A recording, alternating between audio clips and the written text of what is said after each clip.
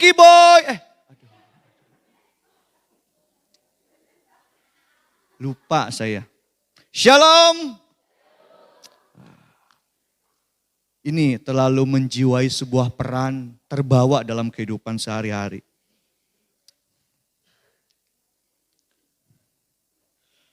Bersyukur Bapak Saudara yang dikasihi Tuhan Yesus Kristus. Terima kasih buat kesempatan yang sudah diberikan kepada saya untuk menyampaikan sebagian dari kebenaran firman Tuhan pada malam hari ini. Saya kemarin pelayanan Bapak Saudara ke Kalipucang, tempatnya Kamega pagi hari. Ketemu Ibu Zega, gitu kan. Salaman, terima kasih Pak Pak David. Oh, saya bilang jangan panggil saya Bapak, saya belum menikah. Jangan samakan usia saya dengan Bapak Ibu. Oh enggak katanya, sebagai pendeta. Nanti sore boleh datang ke Ciamis, oh boleh datang saja. Datang, saya lupa, saya drama. Hilang wibawa saya Bapak Saudara. Pinky Boy, are you ready? Kita masih jomblo. Om Daniel, Kaan aman? Gak suruh tidur di luar kan? Tetapi bersyukur Bapak Saudara yang dikasihi Tuhan Yesus Kristus, Bapak Saudara bersuka cita. Gimana gak jomblo tiap tahun dapat perannya begitu Bapak Saudara? 2 tahun yang lalu bencong. Kemarin Pinky Boy, tahun depan gak tahu jadi apa.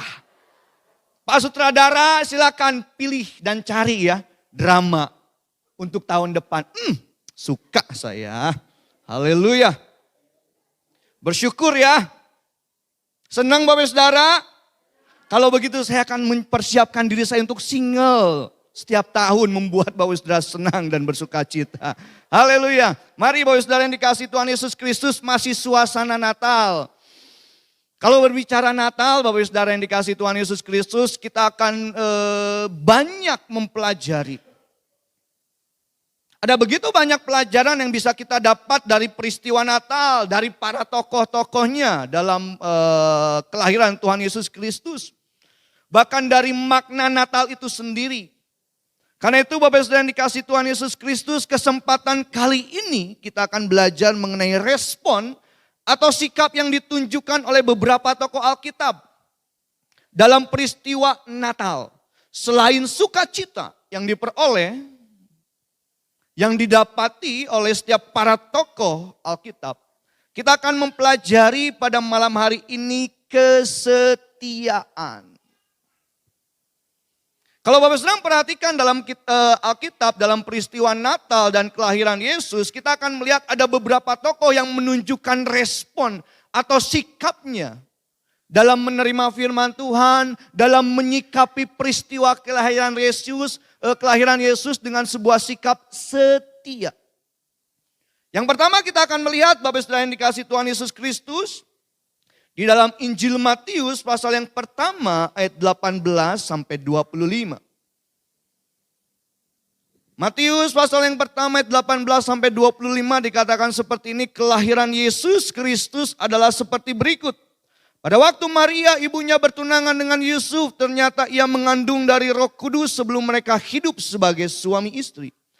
Karena Yusuf suaminya seorang yang tulus hati dan tidak mau mencemarkan nama istrinya di muka umum, ia bermaksud menceraikannya dengan diam-diam. Tetapi ketika ia mempertimbangkan maksud itu, malaikat Tuhan nampak kepadanya dalam mimpi dan berkata, Yusuf anak Daud, janganlah engkau takut mengambil Maria sebagai istrimu, sebab anak yang di dalam kandungannya adalah dari Roh Kudus. Ia akan melahirkan anak laki-laki dan kau akan menamakan dia Yesus, karena dialah yang akan menyelamatkan umatnya dari dosa mereka. Hal itu terjadi supaya genaplah yang difirmankan Tuhan oleh Nabi. Sesungguhnya anak darah itu akan mengandung dan melahirkan seorang anak laki-laki, dan mereka akan menamakan dia Immanuel, yang berarti Allah menyertai kita. Sesudah bangun dari tidurnya, Yusuf berbuat seperti yang diperintahkan malaikat Tuhan itu kepadanya. Ia mengambil Maria sebagai istrinya, tetapi tidak bersetubuh dengan dia sampai ia melahirkan anaknya laki-laki, dan Yusuf menamakan dia Yesus. Nah Bapak Ibu Saudara yang dikasihi Tuhan Yesus Kristus, saya percaya cerita ini, kisah ini sudah sering kita dengar. dalam setiap kita merayakan Natal atau kelahiran Yesus. Dan kita membaca Bapak Ibu Saudara yang dikasihi Tuhan Yesus Kristus, bagaimana Yusuf mengetahui sebuah fakta yang saya yakin dan percaya sangat menyakiti hatinya. Yusuf mengetahui sebuah fakta dan keadaan yang saya yakin itu membuat mental dan jiwanya down.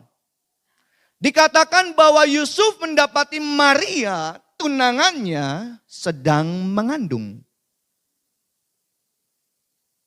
Bagi seorang yang sedang menuju kepada tingkat pelaminan, ya memang tradisi pernikahan orang Yahudi dengan kita mungkin sedikit berbeda. Tetapi ini jelas dikatakan mereka masih tunangan, belum sah menjadi suami istri. Dan Yusuf mengetahui Maria dalam kondisi mengandung. Yusuf tahu bahwa bayi yang sedang dikandung oleh Maria itu bukan darah dagingnya. Yusuf sadar dirinya ini tidak pernah mempermainkan seorang wanita bahkan sampai harus mengandung. Yusuf sadar siapa dirinya, dia bukan tipe seorang pria yang memainkan wanita. Apalagi sampai hamil. Dan begitu dia mengetahui fakta bahwa Maria mengandung dan dia yakin itu bukan darah dagingnya. Bagi seorang pria, Bapak Ibu Saudara yang dikasihi Tuhan Yesus Kristus, ini membuat sebuah kecewa. Membuat Yusuf, saya yakin dan percaya, ada satu kekecewaan. Ada satu rasa, kok bisa sih? Kenapa harus terjadi seperti ini? Kalau kita kan baca sudah tahu ceritanya seperti apa. Tetapi saat itu Yusuf tidak tahu fakta dan kenyataannya seperti apa. Dan yang menarik Bapak Ibu Saudara yang dikasihi Tuhan Yesus Kristus, Yusuf memilih untuk diam. Yusuf tidak membocorkan fakta bahwa Maria hamil. Kalau saya jadi Yusuf, ini kan beban. Saya yakin dan percaya Yusuf perlu teman bercerita. Yusuf perlu seorang sahabat untuk bertukar pikiran. Gila tunangan gua hamil. Hah? Lu kali yang ngamilin? Kapan? Raba-raba aja gua gak pernah. Tiba-tiba hamil bagaimana? Ya barangkali lu habis minum lupa gitu kan. Wah enggak, saya gak pernah minum-minum. Secara manusia mungkin Yusuf perlu teman cerita. Tetapi yang menarik adalah Yusuf memilih untuk diam. Dan tidak membocorkan fakta bahwa Maria hamil. Karena itu dikatakan Yusuf tetap menjaga nama baik calon istrinya. Tidak mau mencemarkan nama baik istrinya. Ini menarik Bapak Ibu Saudara. Jarang ditemukan seorang pria yang sudah dikecewakan seperti ini. Anggap saja kita belum tahu ceritanya ya. Dikecewakan seperti Yusuf lalu tetap menjaga nama baik istrinya. Ini kalau sampai ketahuan masyarakat Yahudi, adat istiadat Yahudi, lempar batu sampai mati. Tetapi kita melihat bagaimana Yusuf tetap setia. Dari mana kita bisa melihat Yusuf tetap setia? Kalau kita lihat di dalam ayatnya yang ke-20, Matius 1 ayat yang ke-20, di sana dikatakan seperti ini, tetapi ketika ia mempertimbangkan maksud itu. Maksud apa? Yusuf mempertimbangkan apa? Yusuf sedang mempertimbangkan untuk menceraikan istrinya dengan diam-diam. Apa sih maksudnya? Maksudnya Yusuf ingin meninggalkan Maria dengan diam-diam. Sehingga orang berpikir Yusuflah yang jahat. Tidak mau bertanggung jawab. Anggap kita belum tahu ceritanya. Dan ketika Yusuf sedang mempertimbangkan keputusannya untuk meninggalkan Maria, disitulah Bapak Saudara yang dikasihi Tuhan Yesus Kristus, bagaimana firman Tuhan datang kepada Yusuf dan mengatakan, menyatakan, menjelaskan fakta yang sebenarnya. Jangan ceraikan istrimu, ambil dia tetap menjadi istrimu karena bayi yang dikandungnya berasal dari Roh Kudus. Bapak Ibu Saudara yang dikasihi Tuhan Yesus Kristus, dari kitab terakhir Perjanjian Lama, Maleaki, nabi terakhir dalam Perjanjian Lama, sampai kepada zaman Perjanjian Baru, Bapak Ibu Saudara, itu ada senggang waktu, ada tenggang waktu 600 tahun Allah tidak berfirman. 600 tahun Allah tidak berfirman, 600 tahun Allah tidak menyatakan mukjizatnya, 600 tahun Allah tidak menyatakan dirinya. Tiba-tiba ada peristiwa seorang perawan lahir dari Roh Kudus. Yusuf bisa saja berkata, gila. Tidak ada ceritanya seorang perawan bisa mengandung. Apalagi dikatakan dari Roh Kudus. Belum ada kisahnya perawan mengandung dan dikatakan itu adalah karya Roh Kudus. Allah berinkarnasi. Bukan reinkarnasi. Allah berinkarnasi. Belum ada ceritanya. Yusuf bisa saja menolak dan berkata, tidak. Aku tidak mau. Yusuf bisa saja berkata, oh itu cuma bunga mimpi. Untuk menghibur diriku. Aku mengatakan dalam mimpiku ada malaikat Tuhan datang dan mengatakan Maria mengandung dari Roh Kudus. Tetapi yang menarik Bapak Ibu Saudara yang dikasihi Tuhan Yesus Kristus, ayat yang ke-24. Matius 1 ayat 24 dikatakan sesudah bangun dari tidurnya Yusuf berbuat seperti yang diperintahkan malaikat Tuhan itu kepadanya. Ia mengambil Maria sebagai istrinya. Oh ini sebuah sikap yang luar biasa Bapak Ibu Saudara. Saya yakin dan percaya Yusuf benar-benar hidup dalam kesetiaan. Dan dia tunjukkan kesetiaannya dengan cara melakukan firman Tuhan sekalipun berat loh. Mengambil sebuah keputusan untuk mengambil Maria sebagai istrinya, ini keputusan berat. Tanggung jawab besar. Apa kata orang begitu lihat belum sah menjadi suami istri, tiba-tiba perut Maria sudah 9 bulan, 8 bulan lah anggap, hamil gede. Orang sekitar akan bertanya, lah kadang tetangga kepo kan, dihitung tuh, nikah bulan Mei, Juni, Juli, Agustus, September, Oktober udah hamil gede. Ditanya, berapa bulan? 8 bulan. Lah, kela ya, kela. Tunggu nih ya. Nikah bulan apa? Bulan Mei. Mei, Juni, Juli, Agustus, September, Oktober. Loh? Ini kalau sampai orang dengar, rumah tangga Yusuf, keluarga Yusuf, wah gak benar nih. Udah gitu diacakan acara resepsi pernikahan lagi. Infotainment mulai datang, wah nanya-nanya, oh hamil duluan nih. Ini keputusan besar dan keputusan sulit Bapak Saudara. Untuk Yusuf melangkah dan melakukan firman Tuhan. Dan yang menarik lagi Bapak Saudara, kesetiaan Yusuf kepada calon istrinya yaitu Maria. Ditunjukkan dalam ayat yang ke-25. Dikatakan seperti ini, tetapi tidak bersetubuh dengan dia sampai ia melahirkan anaknya laki-laki dan Yusuf menamakan dia Yesus. Pusing tuh kepala Yusuf. Tiap hari makan panadol. Tetapi tidak bersetubuh dengan dia, Maria, sampai ia melahirkan anaknya laki-laki.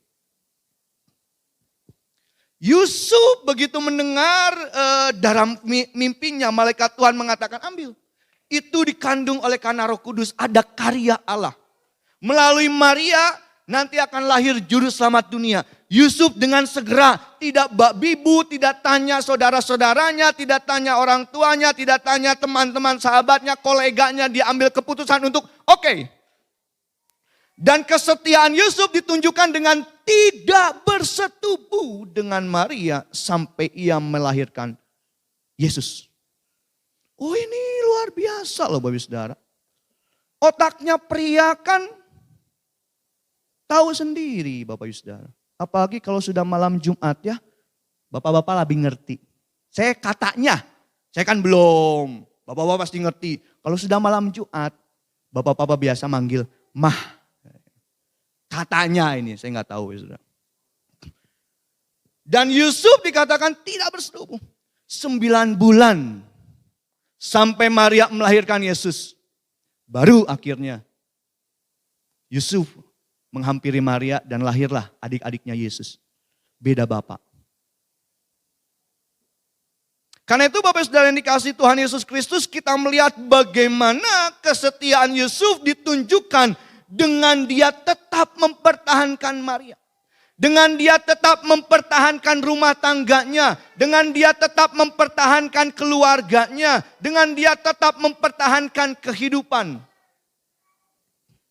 Kita melihat Bapak Saudara yang dikasihi Tuhan Yesus Kristus, untuk dapat mengambil keputusan yang berat seperti ini, itu tidak mudah sekali lagi.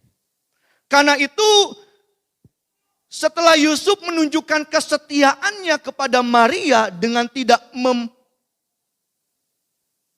menceraikan Maria, dengan tidak mencemarkan nama baik Maria, Allah meneguhkan pilihannya, Allah meneguhkan keputusannya untuk sudah jangan ceraikan Maria.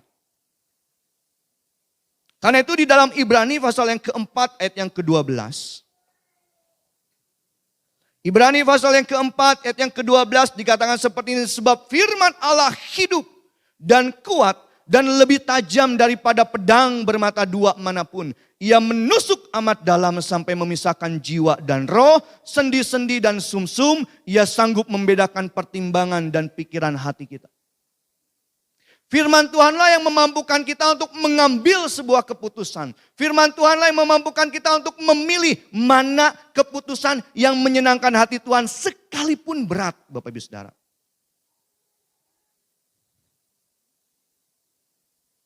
Kita melihat di hari-hari terakhir ini, ada begitu banyak keluarga hancur rusak. Ada begitu banyak rumah tangga hancur dan rusak. Karena itu dikatakan dalam kitab Maleaki, di hari-hari terakhir, hati Bapa akan kembali ke anaknya. Ini berbicara mengenai pemulihan keluarga. Ini berbicara mengenai pemulihan rumah tangga. Dan kita belajar Bapak Ibu Saudara yang dikasihi Tuhan Yesus Kristus lewat kehidupan Yusuf. Yusuf tetap setia. Mempertahankan sekalipun berat. Memikul tanggung jawab. Dia tetap setia. Bapak Ibu Saudara yang dikasihi Tuhan Yesus Kristus, mudah bagi saya setiap melakukan perkara yang baik kalau situasi dan keadaan mendukung. Mudah bagi saya untuk melakukan perbuatan yang baik setia kalau situasi dan kondisi sekitar saya mendukung. Tetapi kalau situasi dan kondisi sekitar saya tidak mendukung, menjelekkan, merendahkan, tidak menghargai, belum tentu saya bisa setia melakukan perbuatan yang baik. Pada tahun 1920, ada seorang bernama Lewis Laws. Dia menjadi kepala penjara Sing Sing, bukan Sin Sin ya, beda. Sin Sin mie baso, Bapak Saudara. Penjara Sing Sing. Penjara Sing Sing ini adalah penjara dengan keamanan maksimum yang terletak di Ossining, New York. Merupakan salah satu lapas tertua di Amerika Serikat. Penjara Sing Sing ini adalah salah satu penjara yang menyeramkan pada abad 20. Karena di lapas tersebut Bapak Saudara, penjahat kelas kakap dari pembunuh, perampok, gangster, mafia berkumpul di sana. Dapat menampung kapasitas lebih dari 400 narapidana.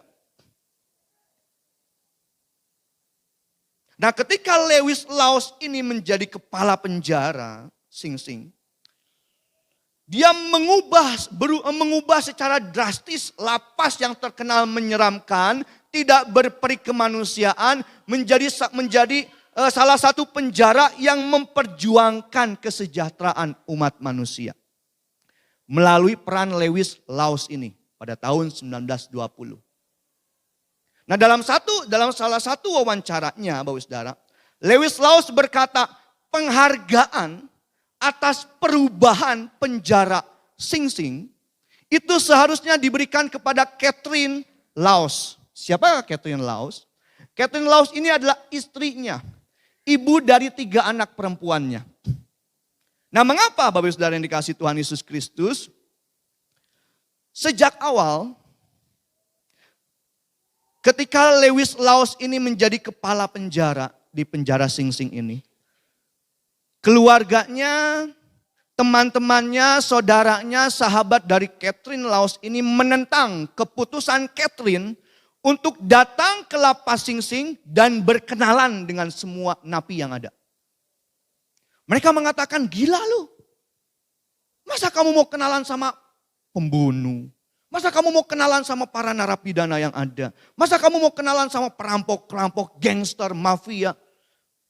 Dan mereka mengatakan, jangan, kamu bisa habis di sana. Tetapi Catherine Laos ini tetap kukuh. Hidup berkenalan dengan para napi yang ada, bahkan tekadnya dia mengatakan, tekad Catherine Laos ini adalah suami saya dan saya akan menjaga para narapidana ini. Dan saya yakin mereka akan menjaga kami, saya tidak perlu cemas. Itu tekadnya. Bahkan ketika ada pertandingan basket di lapas tersebut, pertandingan basket pertama di lapas tersebut, Catherine Laos ini datang bersama dengan 3 putrinya dan duduk di tribun penonton bersama dengan para napi.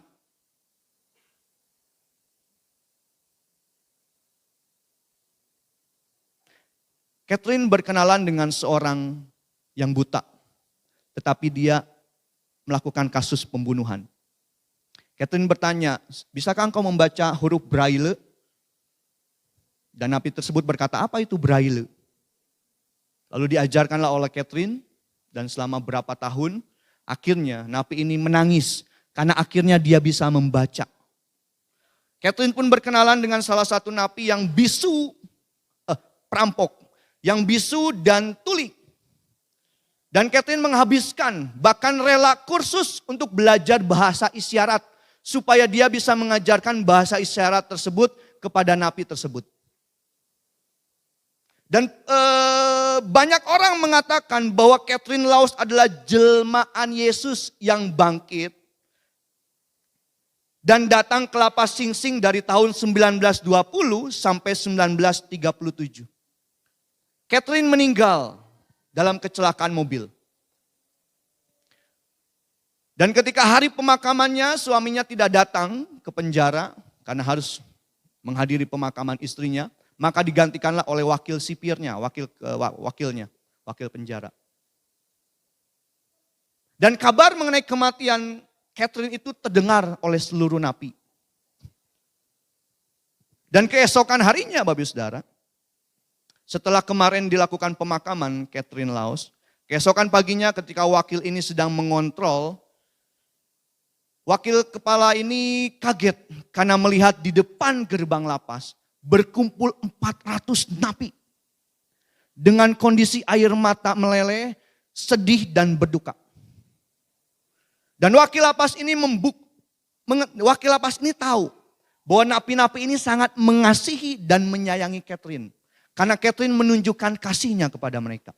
Akhirnya wakil kepala ini membuka gerbang dan berkata, oke, saya akan izinkan kalian untuk untuk pergi ke tempat peristirahatan terakhir dari Catherine. Karena ternyata tempat dimakamkannya Catherine dari penjara tersebut itu hanya berjarak 500 meter. Tapi dengan satu syarat, jangan ada yang melarikan diri. Dan akhirnya hari itu Bapak Ibu Saudara yang dikasihi Tuhan Yesus Kristus, 400 napi keluar tanpa penghitungan, tanpa penjagaan, berjalan sejauh 500 meter untuk menghadiri dan memberikan penghormatan terakhir kepada Catherine di tempat peristirahatannya. Dan akhirnya mereka pun kembali ke penjara dan tidak ada satupun yang melarikan diri. Bapak Ibu Saudara yang dikasihi Tuhan Yesus Kristus, keputusan apapun yang kita buat, selama keputusan itu kita yakin datangnya dari Tuhan, percayalah, akan ada buahnya. Mungkin orang sekitar akan mengatakan, gila lu. tolol, bodoh. Mengikut Yesus, mengiring Yesus itu mengambil keputusan untuk mengikut Yesus, mengiring Yesus itu bukan keputusan yang mudah. Bahkan mungkin Bapak Saudara saat ini bingung mengambil keputusan untuk masuk dan melangkah di tahun 2022. Tetapi selama kita berjalan sesuai dengan firman Tuhan, dan selama kita percaya keputusan yang kita ambil sesuai dengan firman Tuhan, maju dan melangkah saja. Dan percayalah, selama kita yakin keputusan ini menyenangkan hati Tuhan, percayalah buahnya itu suatu hari nanti akan nampak. Karena itu Bapak Saudara yang dikasihi Tuhan Yesus Kristus, bagaimana dengan kita? Masihkah kita tetap setia sekalipun situasi dan kondisi yang sedang kita alami tidak kita mengerti? Yusuf tidak mengerti saat itu. Yusuf tidak tahu kondisi yang sedang dia alami. Mungkin dia kecewa, mungkin dia sakit hati dengan Maria. Tetapi melalui firman Tuhan, melalui malaikat Tuhan yang datang kepada mimpinya, dia diteguhkan bahwa keputusannya untuk tetap setia mempertahankan istrinya, mempertahankan rumah tangganya, mempertahankan keluarganya, diteguhkan. Dan Yusuf menekan dirinya untuk tidak bersetubuh dengan Maria. Sampai Maria melahirkan Yesus. Susah loh ini. Seringkali kita ego. Seringkali kita mempertahankan keinginan kita. Karena itu Bapak Saudara yang dikasihi Tuhan Yesus Kristus, masihkah kita tetap setia saat mungkin keadaan mengecewakan, membuat kita sakit hati? Masihkah kita mau tetap melakukan firman Tuhan sekalipun berat untuk dilakukan, mengampuni, mengasihi, berkorban, memberi dan melayani? Kembali kepada kita.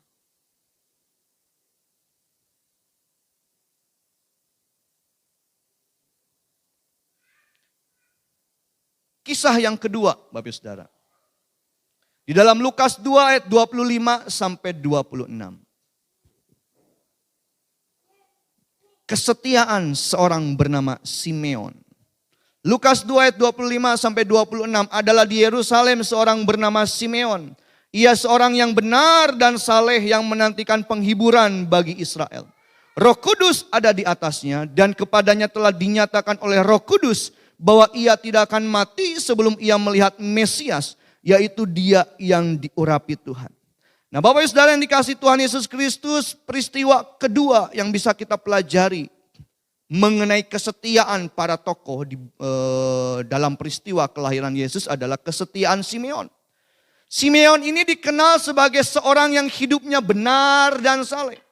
Kata benar Bapak Ibu Saudara itu dalam terjemahan aslinya itu memakai kata dikaios. Nah yang menariknya Bapak Ibu Saudara, dikaios ini memiliki arti adalah memberikan keteladanan hidup. Menunjukkan posisi yang terhormat.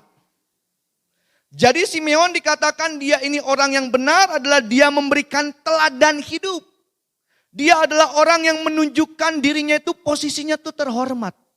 Bukan karena jabatannya, Alkitab tidak menjelaskan ya Simeon ini jabatannya apa. Usianya pun berapa. Tetapi kita melihat bagaimana Simeon dikatakan hidupnya benar. Dia menunjukkan teladan hidup. Dia menunjukkan posisi yang terhormat. Dari gaya hidup dan cara hidupnya. Kata saleh itu dalam terjemahan aslinya memakai kata eulabes. Yang ini merujuk kepada sikap atau sifat yang selalu berhati-hati dan teliti dalam mengikuti peraturan masyarakat dan negara. Jadi saleh yang dimaksud dalam kehidupan, dalam teks Lukas ini, Simeon ini adalah orang yang saleh, adalah orang yang selalu hati-hati. Dia taat kepada pemerintahan. Dia taat dalam bernegara. Dia mengikuti peraturan masyarakat dan bernegara. Saleh. Dan orang mengenal dia sebagai orang yang saleh. Kata eulabes, Bapak Ibu Saudara, ini cuma muncul di Injil Lukas doang. Yang menuju kepada ya Simeon. Dia saleh atau eulabes, dia bernegara. Dia sebagai orang yang taat dalam bernegara. Dan orang sekitar, lingkungan sekitar mengenal dia orang yang saleh. Kesetiaan dari Simeon, Bapak Saudara, ditunjukkan dari dia menanti datangnya Mesias. Dengan tidak menjadi lemah. Wah, ini menarik.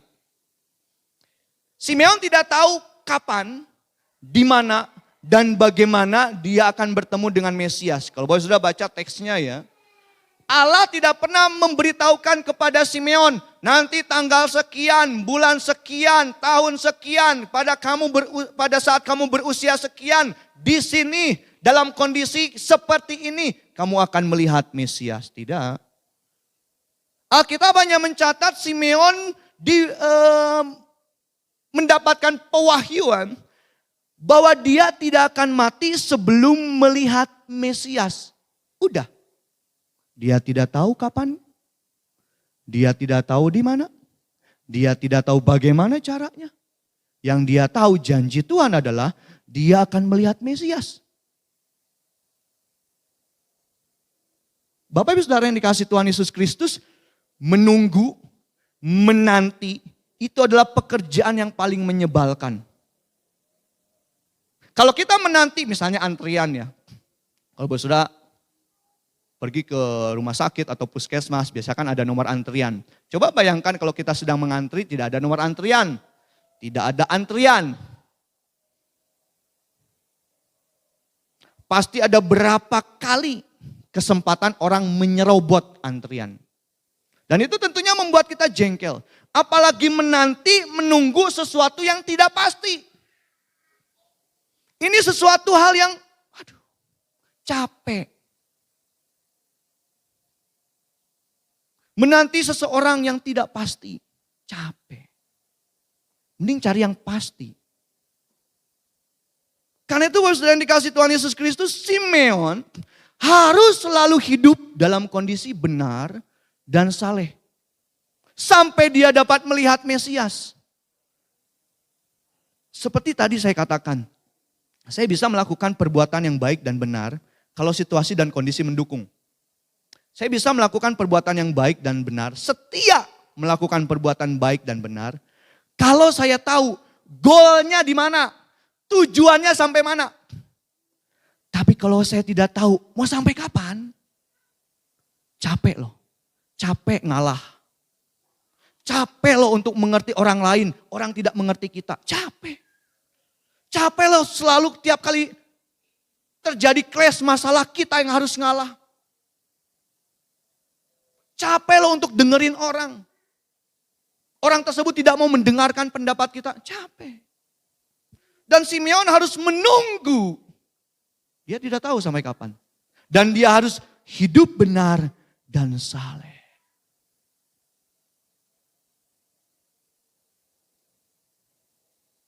Dalam Lukas 2 ayat 27. Jelas dikatakan seperti ini. Ia datang ke bait Allah oleh Roh Kudus. Ketika Yesus anak itu dibawa masuk oleh orang tuanya untuk melakukan kepadanya apa yang ditentukan hukum Taurat. Orang yang tetap setia, hidup benar dan saleh, dan tidak menjadi lemah dalam proses penantian, kita lihat bagaimana Allah berperan dalam kehidupan Simeon. Dikatakan ia datang ke bait Allah oleh siapa? Roh Kudus. Simeon gak tahu kapan, di mana dan bagaimana ia akan melihat Mesias. Tetapi kita melihat bagaimana kesetiaan Simeon untuk hidup benar dan saleh dan dia tidak menjadi lemah dalam proses penantiannya. Allah teguhkan dan Allah buat dia melihat janji dan penantiannya tidak sia-sia. Sudah berapa tahun kita menanti janji Tuhan Bapak Ibu Saudara? Sudah berapa tahun kita bergumul, kita berdoa supaya janji Tuhan tergenapi dalam kehidupan kita. Supaya mukjizat Tuhan terjadi dalam kehidupan kita. Supaya pemulihan terjadi.